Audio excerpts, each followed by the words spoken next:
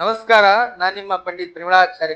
ನಿಮ್ಮ ಜೀವನದಲ್ಲಿ ಬರುವಂತಹ ಸಂಕಷ್ಟಗಳ ಸರಳ ಪರಿಹಾರಕ್ಕಾಗಿ ನಮ್ಮ ಈ ಒಂದು ಪೇಜನ್ನು ಫಾಲೋ ಮಾಡಿ.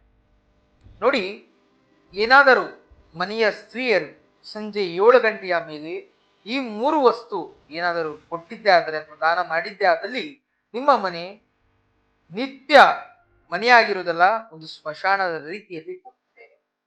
ನಿತ್ಯ ಧನನಾಶ ಆಗ್ತದೆ. ಕಣ್ಣೀರಲ್ಲಿ ನಿತ್ಯ ಕೈ ತೊಳಿಬೇಕಾದ ಆ ಪರಿಸ್ಥಿತಿ ಒಳಗಾಗ್ತಾ ಇತ್ತ. ಏನಾದರೂ ಆ 3 ವಸ್ತು ಕೊಟ್ಟಿದ್ದೇ ಆದರೆ ಬಹಳಷ್ಟು ನೊಂದು ಬೆಂದೋಗ್ಬಿಡ್ತೀರ. ಏನಪ್ಪಾ ಆ 3 ವಸ್ತು ಅಂತ ಹೇಳಿದ್ರೆ, ಅರಿಶಿನ, ಕುಂಕುಮ, ಹೂವು. ಈ 3 ವಸ್ತು ಲಕ್ಷ್ಮಿಯ ಸಂಕೇತವಾಗಿ ತೋರಿಸ್ತದೆ. ಏನಾದರೂ ಈ 3 ವಸ್ತುವನ್ನು ನೀವು ಸಂಜೆ ಮನೆಯಿಂದ ಹೊರಗಡೆ 7 ಗಂಟೆಯ ಮೇಲೆ ನೀವು ಏನಾದರೂ ಅದನ್ನ ಬಳಸಿದ್ದೆ ಆದರೆ ನಿಮ್ಮ ಮನೆಯಲ್ಲಿ ಸದಾ ಧನನಾಶ, ಲಕ್ಷ್ಮೀ ನಾಶ ಕಳೆ. ನಮಸ್ತೆ.